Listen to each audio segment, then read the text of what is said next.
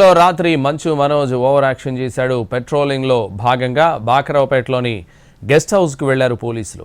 ఆ సమయంలో guest house లో ఉన్న మంచు మనోజ్ ఎందుకు వచ్చారంటూ పోలీసులతో వాగ్వాదానికి దిగాడు.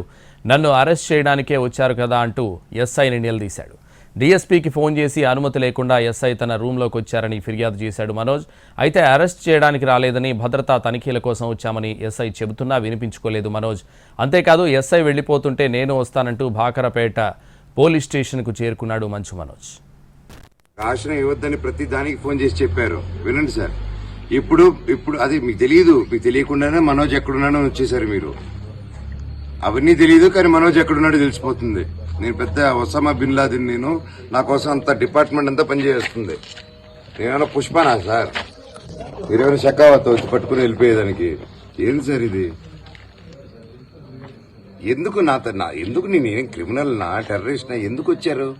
ఇది 10:30కి అభిమాని పోలీస్ డిపార్ట్మెంట్ లో ఒక అభిమాని 10:30కి సైరన్ వేసుకుని హీరోతో ఫోటో దిగాలని అభిమాని వస్తారు. అదే మీరు చెప్పేది సార్? అదేంటి సార్ అభిమానిగా వచ్చారని చెప్తున్నారు మీరు? సిఐ ఉండి ఒక ఎస్ఐ డ్యూటీలో ఉండి సీఎం గారి పేరు చెప్పుకొని సైరన్ వేసుకొని వచ్చి నాకు కింద దింపిన తర్వాత ఇవి అభిమాని అంటే కాదు. ఇప్పుడు అభిమాని అంటే కనుక్కోవడం కాదు సార్. నేను ప్రజెంట్ చేస్తాను అన్ని, మీకు డాక్యుమెంట్స్ అన్ని ప్రజెంట్ చేస్తాను, వీడియోస్. కానీ అభిమాని రావడం ఏంటి సార్? ఆయన కూడా ఎస్ఐ గారు కూడా నేను అభిమానంతో వచ్చానంటున్నారు. అర్ధరాత్రి ఒక రిసార్ట్ లోపలికి సైరన్ వేసుకుని వచ్చి మా వాళ్ళని ఏ ఊరు ఏడుంటావు అభిమానికి ఎందుకు సార్? నా పక్కన వాళ్ళ ఊర్లు పేర్లు నేను కనుక్కుంటా సార్.